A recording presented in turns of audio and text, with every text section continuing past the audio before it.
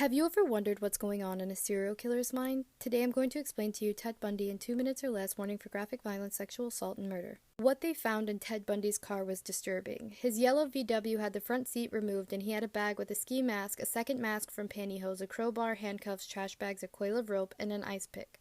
Really items that look like tools for a burglary. After a 24-hour hold, the police began surveillancing Ted. He's eventually identified in a lineup, charged, and goes to trial where he opts to be his own lawyer. During recess, he asks to go to the library to better defend himself and slips out of a window and is found 6 days later. With all the publicity and more charges, he requests to have his trial moved to Denver, and it was granted, where Ted had a map of the jail, $500, and other tools waiting for him. He escaped through a vent of the jail and was gone from December 30th, 1977 until February 15th, 1978. After a lengthy narcissistic trial, Ted Bundy dies from the electric chair on January 24th, 1989. Creepy facts in the comments. You're on True Crime TikTok. The following true crime story contains graphic violence, sexual assault, and murder. The first record of anything connected to the Golden State Killer was a burglary in 1974, and in September of 1975, a man woke up at 2 in the morning hearing strange noises outside of his daughter's window. He runs outside and fights off a man in a ski mask who had his daughter trying to force her into a car. The father was able to save his daughter, but he gets shot in the process and he passes away. After this, there were a string of sexual assaults that started with mostly women alone with children and then evolved to couples. As if the crimes weren't awful enough, this predator made phone calls to police and survivors. Police department, Sheriff speaking. You stereo rapist, you dumb fuckers. I'm gonna fuck again tonight. Be careful.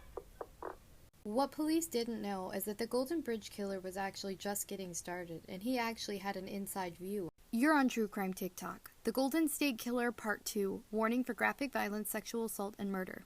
Not only did this predator call the police to brag about his crimes, he also called victims.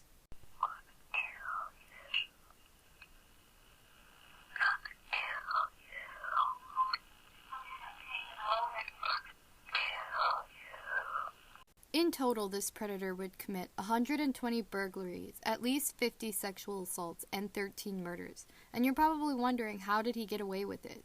This predator was in the Navy and served for 22 months in the Vietnam War. Then from 1976 to 1979, he was a police officer. He lost his job after he was caught stealing a hammer and dog repellent and was sentenced to 6 months probation. During the process of being fired, he threatened to kill the chief of police. 45 years later, Joseph D'Angelo was identified after his DNA was uploaded to genealogy websites by the FBI. He pled guilty and will die in prison. You're on True Crime TikTok. This is the highly requested case, the Hello Kitty murder. I advise you to listen with caution, warning for graphic violence, sexual assault, and murder. A 13-year-old girl goes to the police saying she's being haunted by a ghost that her gang-affiliated boyfriend had murdered. 23-year-old Fan Men Yi was a special hostess, and one of her customers, Chan Man Lok, after performing her paid services, she decided to steal from his wallet. She stole 20,000 Hong Kong dollars, which is worth 2,579 US dollars. Immediately, he figures it out and he threatens Fan Man Yi and tells her she needs to pay him back plus interest. She eventually gets all the money and goes to pay him back, and he raises the interest price and she doesn't have it. So Chan Man Lok abducts Fan Man Yi with 2 of his friends, and they force her into prostitution and beat her daily. They originally abducted her to pay off her debts, but she had paid them off long ago, but that didn't matter. They enjoyed hurting her too much to let her go. Eventually, she dies from severe torture, and Chan Man Lok and his friends decide. The Hello Kitty Murder Part 2, warning for graphic violence, sexual assault, and murder. 23-year-old Fan Man Yi was abducted to pay off a debt after she stole from a local gangster. Chan Man Lok and his friends forced her into prostitution, tortured, and beat her daily. This led to her being so weak and covered in cuts, bruises, and infections that nobody wanted to buy her. When she could no longer stand, they hung her up by her legs and continued the torture. Chan Man Lok and his friends locked Fan Man Yi in a bathroom and left, and when they came back, she was dead from the injuries they had inflicted on her. Chan Man Lok and his friends decided they would take her apart and boil her head, and right next to it, they cooked noodles that they ate. So after the 13-year-old girl tells the police all of this, they go to investigate, and the men's side of the story was very different. They said that Fan Man Yi was a drug-addicted prostitute and she died and they panicked. They were only found guilty of manslaughter, and they're all due for a parole hearing in 2021. It's not often that kids kill their own parents. Before we go any further, warning for graphic violence and murder. Dee Dee Blanchard, previously a nurse's aide, gave birth to a baby girl named Gypsy. When Gypsy was 3 months old, Dee Dee was convinced that she had sleep apnea. She spent weeks in the hospital with Gypsy getting tests, but they all came back negative. Dee Dee began giving Gypsy drugs to mimic symptoms of serious illnesses to convince doctors that she was ill. When Gypsy was just 8 years old, her mother began forcing her to be in a wheelchair even though she knew she could walk. Dee Dee would get cash donations from charities like Make-A-Wish, Walt Disney, and even McDonald's.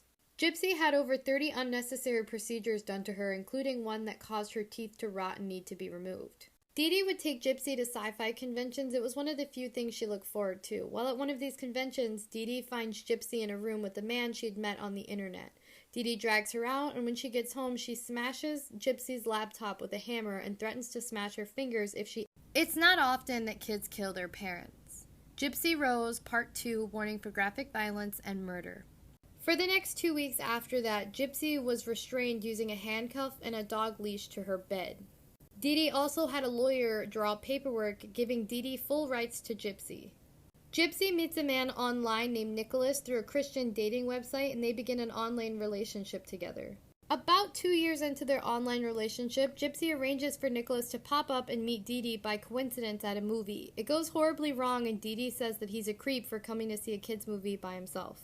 After a big fight, Gypsy told Nicholas that she was finally ready, and one night after Dee Dee fell asleep, Gypsy let Nicholas into the house. Gypsy sat in the bathroom and covered her ears, trying not to listen to Nicholas killing her mother. Gypsy posted on Dee Dee and her's joint Facebook about the murder, and the police GPS tracked and arrested them. Nick got life, but Gypsy's eligible for parole in 2023. You're on True Crime TikTok. On September 13, 2016, this 911 call was received. Warning for graphic violence, sexual assault, and murder. 911, what is the address to your emergency? 4th Street, Laundromat. What's the problem? I've been abducted. Sean, great. Do you have a weapon? He's got a taser. Is there any way you can get out of the building? I don't know without waking him, and I'm scared. His bedroom is closed, and he made it so it would make noise. I'm tied up. Are you tied up now? Well, yeah, but I kind of freed myself. Do you know where he lives? No. Oh, shit. I woke him up.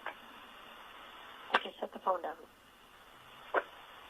Part 2 of Sean Great, warning for graphic violence, sexual assault, and murder. After the 911 call, police arrive and kick down the door of the abandoned house and discover Sean Great and the woman who called 911. She knew Sean because they had been seeing each other for a month, and Sean told her that he had some clothes for her at his house. When she got over to his house, he overpowered her and held her captive for 3 days before she was able to make that 911 call. Sean had a history of violence. He had several prior domestics. On 2 separate occasions, he had hid his entire self inside of a couch and assaulted his ex-girlfriends, one of them being pregnant. After he got out of jail, he picked up a new hobby. When the police arrested Sean because of the 911 call, they found 2 bodies of 2 women that he had strangled to death. After he's behind bars, he led police to a 3rd victim and confessed to 2 others. He attempted to plead guilty even after confessing and reenacting how he killed the women, but he was found guilty on 23 charges and will receive the death penalty, which he is waiting for his day to come.